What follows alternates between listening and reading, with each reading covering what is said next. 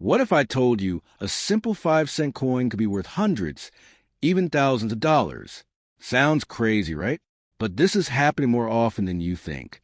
And today, we're revealing 4 Jefferson nickels that could turn your spare change into serious money. Don't skip this video, because one of these coins might already be in your pocket. Let's begin with the 1963 nickel. The 5-cent coin from 1963, commonly known as a 1963 Jefferson nickel, is one of those coins that at first glance may seem ordinary, but when you begin to explore its background, composition, design, production process, and potential value, it reveals a fascinating story rooted in American history, economics, and coin collecting culture. This coin belongs to the long-running Jefferson nickel series, which has been in circulation since 1938 and continues even today with modern modifications. The 1963 nickel was minted during a time when the United States was experiencing economic growth, social change, and technological advancement. This period, just before the major shift of the mid-1960s, reflects stability in coinage design and composition. Unlike later years when silver was removed from certain coins due to rising metal costs, the nickel maintained its traditional composition. The 1963 5-cent coin is made of a copper-nickel alloy consisting of 75% copper and 25% nickel. This composition had been standard since the end of World War II, when the temporary silver alloy used in wartime nickels was discontinued. The design of the 1963 nickel is based on a portrait of Thomas Jefferson, the third President of the United States and the principal author of the Declaration of Independence. The obverse side of the coin features a left-facing profile of Jefferson. This design was created by Felix Schlag, a German-born sculptor who won a competition held by the U.S. Mint in 1938. His design replaced the earlier Buffalo nickel and has remained one of the most recognizable coin portraits in American numismatics. On the obverse, you will see the inscription, "In God We Trust," along the left edge, "Liberty," to the right of Jefferson's portrait, and the year 1963, placed just to the right of the portrait as well. A small star separates liberty and the date. The details on well-preserved coins can be quite sharp, including Jefferson's hair and facial features, although these often wear down on circulated examples. The reverse side of the 1963 nickel features Monticello, Jefferson's famous Virginia estate. This building is depicted in a detailed but somewhat simplified architectural style. Above Monticello is the word "e pluribus unum," meaning out of many one, which reflects the unity of the states. Below the building is the word Monticello, followed by 5 cents and United States of America. The reverse design is also credited to Felix Schlag, though it underwent modifications from his original submission, particularly in the rendering of Monticello. In terms of minting, the 1963 nickel was produced at 2 U.S. mint facilities, Philadelphia and Denver. Coins minted in Philadelphia do not carry a mint mark, while those minted in Denver have a small D mint mark located on the reverse side, to the right of Monticello. There were no nickels produced in San Francisco for circulation in 1963, as that facility primarily handled proof coin production during that era. The mintage numbers for the 1963 nickel are quite high, reflecting the heavy demand for coinage during that time. The Philadelphia Mint produced over 647 million nickels, while the Denver Mint produced more than 276 million. These large mintage figures mean that the 1963 nickel is relatively common today, especially in circulated condition. However, not all 1963 nickels are equal in value. The condition of the coin plays a major role in determining its worth. Coins are graded on a scale that ranges from poor, P1, to mint state, MS70.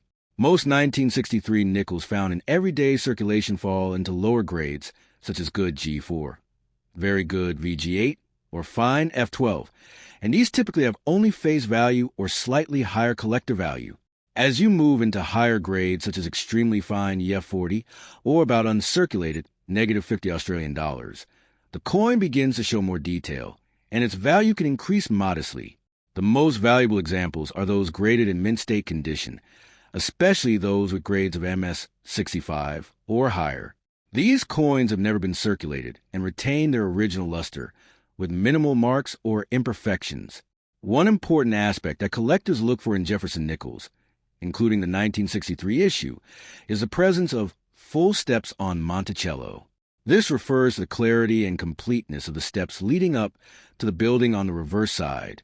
Coins with fully visible steps are considered more desirable and can command significantly higher prices, especially in higher grades.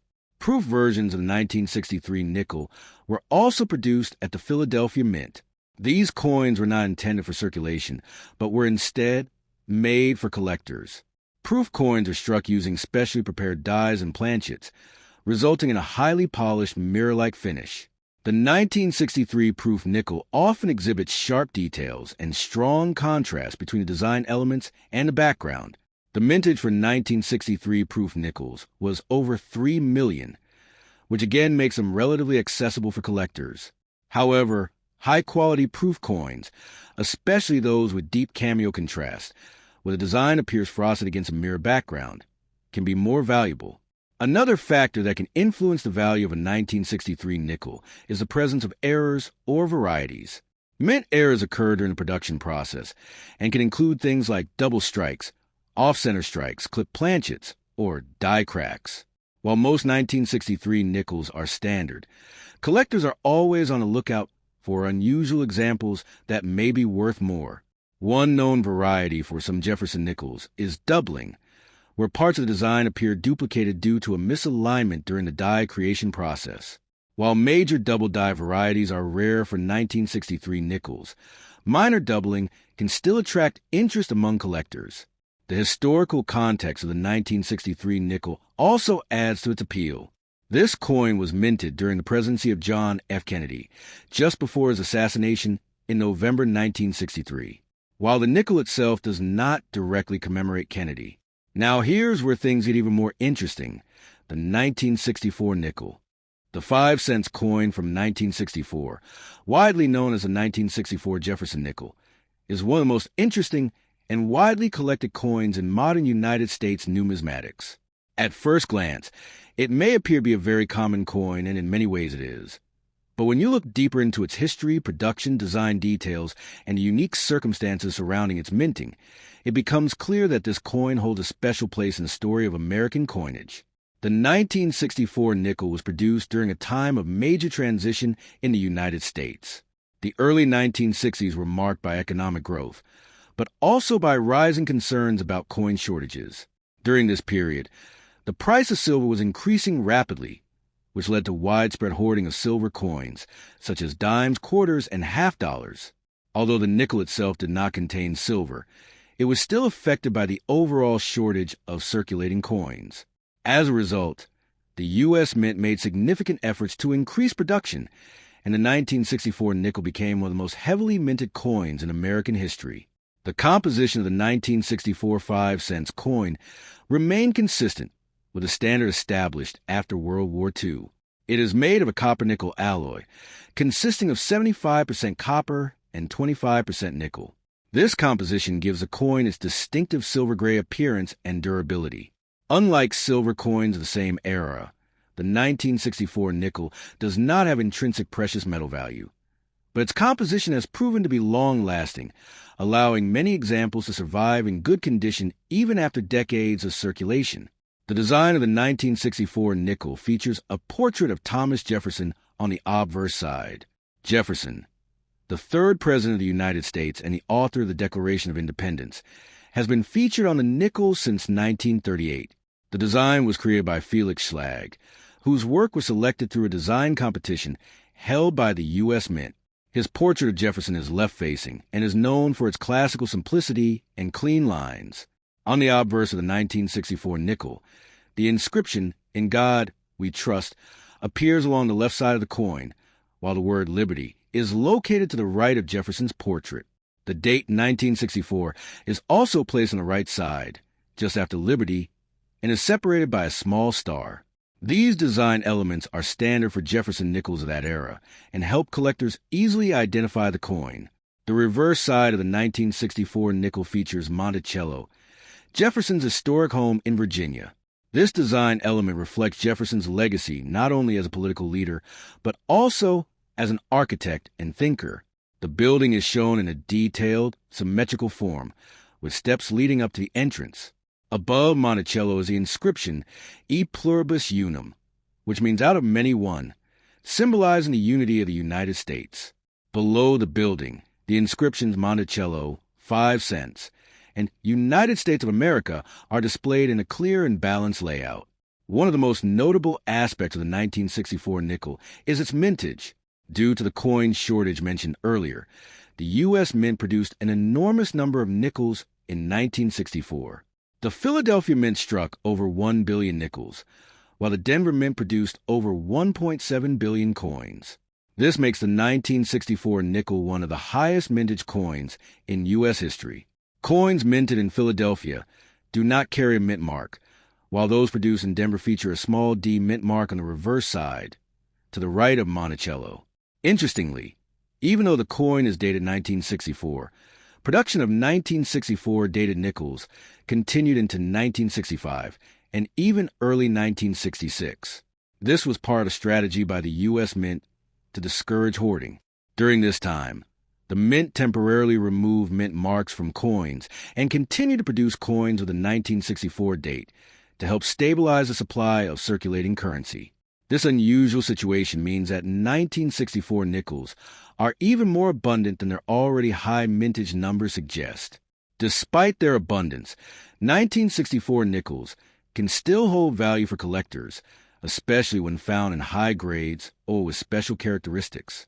Like all coins, the value of a 1964 nickel depends heavily on its condition. Coins that have been heavily circulated typically show signs of wear, such as flattened details on Jefferson's hair and the steps of Monticello. These coins usually have little to no premium above their face value. However, coins in better condition, such as those graded extremely fine or about uncirculated, can be worth slightly more. The most valuable examples are those in mint state condition, which means they have never been circulated and retain their original mint luster. Coins graded MS 65 or higher are particularly desirable, and their value can increase significantly depending on the quality and eye appeal. A key feature that collectors look for in 1964 nickels is the presence of full steps on the reverse side. This refers to the visibility of the steps leading up to Monticello. In many coins, these steps are worn down or not fully struck, but in high-quality examples, the steps are clearly defined and complete. Coins with full steps are considered premium specimens and can command much higher prices than standard examples. Proof versions of the 1964 nickel were also produced for collectors. These coins were struck using specially prepared dies and polished planchets, resulting in a mirror-like finish and sharp details. Proof coins from 1964 are relatively common, as millions were produced, but high-quality examples with strong contrast between the design and background, often referred to as cameo or deep cameo, are more desirable. Another area of interest for collectors is mint errors and varieties. While most 1964 nickels are standard, some coins may exhibit errors, such as double dies, off-center strikes, or die cracks. One of the more well-known varieties is a 1964 double die obverse, where parts of the design, particularly the lettering, appear double due to a misalignment during the die creation process. These coins are relatively rare and can be quite valuable when authenticated. The historical significance of the 1964 nickel also adds to its appeal. This coin was minted during a pivotal year in American history. In 1964, the United States was still mourning the loss of President John F. Kennedy, who had been assassinated in late 1963. That same year, the U.S., for exceptional examples. Next, the 1979 nickel coin. The 5-cent coin from 1979, commonly known as the 1979 Jefferson nickel, represents a later chapter in one of the longest-running coin series in United States history. While at first it may seem like a simple and ordinary coin, it carries with it decades of design tradition, economic context, and subtle collectible features that continue to attract interest from coin enthusiasts around the world. Understanding this coin fully requires exploring its background, design, production details, composition, and the factors that influence its value in the modern collecting market. By 1979, the Jefferson nickel series had already been in circulation for over 40 years, having first been introduced in 1938. The design remained largely unchanged during this time. making it one of the most consistent and recognizable coins in American currency. The 1979 issue follows this tradition, maintaining the classic portrait of Thomas Jefferson on the obverse and his historic home, Monticello, on the reverse. This continuity provides collectors with a sense of stability and allows for easy comparison between coins from different years. The composition of the 1979 nickel is a standard copper-nickel alloy used since the end of World War II. The coin consists of 75% copper and 25% nickel, a blend chosen for its durability and resistance to wear. This composition gives the coin its characteristic silver-gray color and ensures that it can withstand heavy circulation without losing its structural integrity. Unlike earlier wartime nickels produced between 1942 and 1945, which contained silver due to metal shortages, the 1979 nickel does not include any precious metal content. The obverse side of the coin features a left-facing portrait of Thomas Jefferson, designed by Felix Schlag. His design was selected in a competition organized by the United States Mint in the late 1930s, and it replaced a buffalo nickel design that had been in use since 1913. Jefferson's image is presented in a dignified and classical style, reflecting his role as a founding father, the third president of the United States, and the author of the Declaration of Independence. On the obverse, the inscription "In God We Trust" appears to the left of Jefferson's portrait, while the word "Liberty" and the date 1979 appear to the right, separated by a small star. The reverse side of the 1979 nickel displays Monticello, Jefferson's Virginia estate. This design is also attributed to Felix Schlag, although it underwent modifications from his original submission. The depiction of Monticello is centered and symmetrical, with a clear representation of its dome and columns. Above the building is the inscription "E Pluribus Unum," which translates to "out of many one," symbolizing the unity of the United States. Below the building are the inscriptions Monticello, 5 cents, and United States of America. The overall layout is balanced and has remained largely unchanged throughout the series. The 1979 nickel was produced at 3 different mint facilities: Philadelphia, Denver, and San Francisco. Coins struck at the Philadelphia Mint carry a small P mint mark, which is located on the obverse side of the coin, just to the right of Jefferson's portrait. This was a relatively new feature at the time, as the Philadelphia Mint had not used mint marks on nickels prior to 1979.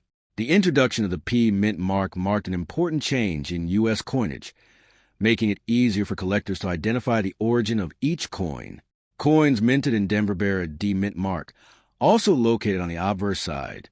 The Denver Mint has historically been one of the primary producers of circulating coinage, and its output for the 1979 nickel was substantial. The San Francisco Mint, on the other hand, primarily produced proof coins rather than coins intended for circulation. Proof coins from San Francisco carry an S mint mark and are known for their high-quality finish and sharp details. The mintage numbers for the 1979 nickel are quite high, reflecting the continued demand for small denomination coins in everyday transactions.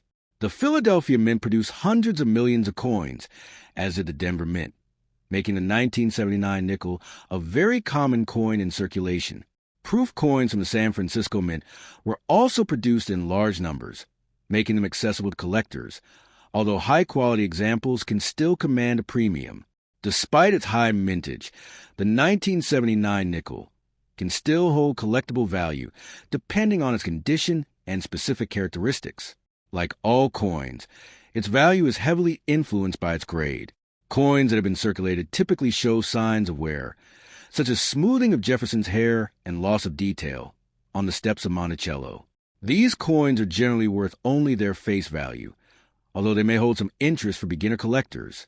Coins in better condition, such as those graded extremely fine or about uncirculated, retain more detail and may be worth slightly more than face value. However, the most desirable examples are those in mint state condition, which means they have not been circulated and retain their original luster. High-grade coins, particularly those graded MS 65 or higher, can be worth several dollars or more, depending on their quality and eye appeal. One of the most important factors that can increase the value of a 1979 nickel is the presence of full steps on the reverse side. This refers to the clarity and completeness of the steps leading up to Monticello. In many coins, these steps are not fully struck or become worn over time, but in high-quality examples, they are clearly defined and complete. Coins with full steps are considered more desirable and can command significantly higher prices in the collector market. Proof coins from 1979 are another area of interest. These coins were specially struck for collectors using polished dies and planchets, resulting in a mirror-like finish and sharp details. Proof coins often exhibit strong contrast between the raised design elements in the background, a feature known as cameo or deep cameo. While standard proof coins are relatively affordable, those with exceptional quality can be more valuable. Error coins and varieties also play a role in the collectability of the 1979 nickel. Mint errors occur during the production process and can include off-center strikes, double strikes, die cracks, and other anomalies. And now, the 1985 P nickel. The 5-cent coin from 1985 with a P mint mark, commonly referred to as the 1985 P Jefferson nickel, is part of the long-running Jefferson nickel series that has been in circulation in the United States since 1938. Although at first glance it may appear to be an ordinary coin, it carries important details related to design evolution, minting history, composition, and collector interest that make it a meaningful piece within modern numismatics. By 1985, the Jefferson nickel had already undergone one major design modification. While the original portrait created by Felix Schlag in 1938 remained the basis, the obverse design had been updated in 1966 to present a more refined and forward-facing portrait of Thomas Jefferson. This updated portrait is what appears on the 1985 P nickel. Jefferson is shown facing left, but with sharper detail, cleaner lines, and a more modern sculptural style compared to earlier versions. His hair, facial features, and coat are more defined, especially on coins that have not experienced much wear. On the obverse side of the 1985 P nickel, the inscription, "In God We Trust," appears along the left side of Jefferson's portrait. To the right, the word Liberty is inscribed, followed by the date 1985. The mint mark P is also located on the obverse, just to the right of Jefferson's portrait and near the date. This is an important feature, as the Philadelphia Mint did not traditionally use a mint mark on nickels before 1979. Beginning in 1979, the P mint mark was added to coins struck in Philadelphia, making it easier for collectors to identify their origin. The reverse side of the 1985 P nickel features Monticello, the historic home of Thomas Jefferson in Virginia. The design is based on Felix Schlag's original concept, but was revised in 1939 to better represent the architectural detail of the building. By 1985, this reverse design had become iconic. The image of Monticello is centered, showing its dome, columns, and steps leading up to the entrance. Above the building is the inscription, E pluribus unum, meaning out of many one. Below the building are the inscriptions Monticello, 5 cents, and United States of America. The overall layout is balanced and symmetrical, contributing to the coin's enduring aesthetic appeal. The composition of the 1985 P nickel follows the standard copper-nickel alloy that has been used for Jefferson nickels since the end of World War II. The coin is made of 75% copper and 25% nickel. This combination provides durability, resistance to corrosion, and a consistent metallic appearance. Unlike some earlier coins that contain silver, the 1985 nickel does not have intrinsic precious metal value, but its composition ensures that it can withstand heavy circulation over long periods of time. In terms of production, the 1985 P nickel was struck at the Philadelphia Mint, one of the primary coin-producing facilities in the United States. The mintage for this coin is quite high, with hundreds of millions of pieces produced to meet the demand for circulating coinage. Because of this high mintage, the 1985 P nickel is considered a common coin, and it is still frequently found in circulation or in coin collections today. Despite its abundance, the 1985 P nickel can still hold value for collectors depending on its condition. Like all coins, its value is heavily influenced by its grade, which measures the level of wear and preservation. Coins that have been circulated typically show signs of wear, such as smoothing of Jefferson's hair and flattening of details on Monticello. These coins are usually worth only their face value of 5 cents. However, coins that are in better condition, such as those graded about uncirculated or mint state, can be worth more. Mint state coins have never been circulated and retain their original luster, with minimal marks or imperfections. High-grade examples, particularly those graded MS-65 or higher, are more desirable among collectors and can command higher prices. One of the most important features that collectors look for in the 1985 P-nickel is the presence of full steps on the reverse side. This refers to the clarity and completeness of the steps leading up to Monticello. In many coins, these steps are not fully visible due to weak strikes or wear, but in high-quality examples, the steps are sharply defined and complete.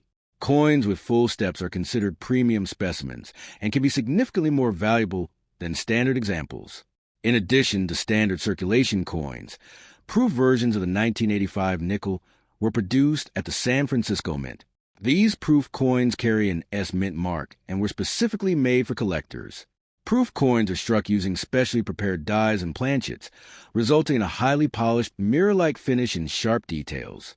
Many proof coins also exhibit cameo or deep cameo contrast, where the design appears frosted against a reflective background. While proof coins are generally more common than rare coins, high-quality examples can still be valuable.